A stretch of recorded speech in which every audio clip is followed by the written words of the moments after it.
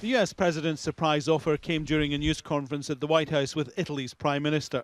No preconditions, no. They want to meet, I'll meet. Anytime they want. Anytime they want. The US violated the deal it signed with Iran and its international partners when President Trump announced in May the US was pulling out, even though there was no indication Iran was in breach. This was a horrible, one-sided deal that should have never, ever been made. He'd argued for months it was a terrible deal and vowed to scrap it when he became president. His offer to talk with Iran's president will throw up many more questions. No preconditions means that he's ready to sign on the dotted line, so to speak, with the Iranians. So will that be acceptable to the region, to the powers in the region, to the GCC, specifically Saudi Arabia and the UAE? I doubt it. We've been here before.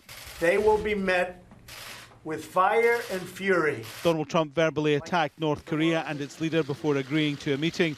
And earlier this month, he met Russian President Vladimir Putin in Helsinki at a top-level summit. It'll be interesting to watch the reaction to Donald Trump's offer.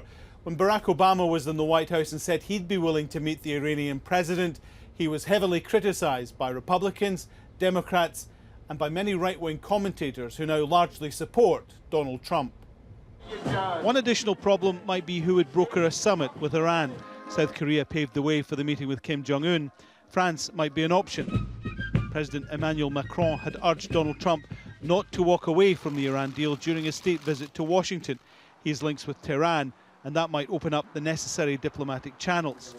There are voices, senior people in this White House, who've been very critical of the Iranian government and called for its removal. But this is Donald Trump's White House, and if you want something to happen, then it could, and soon.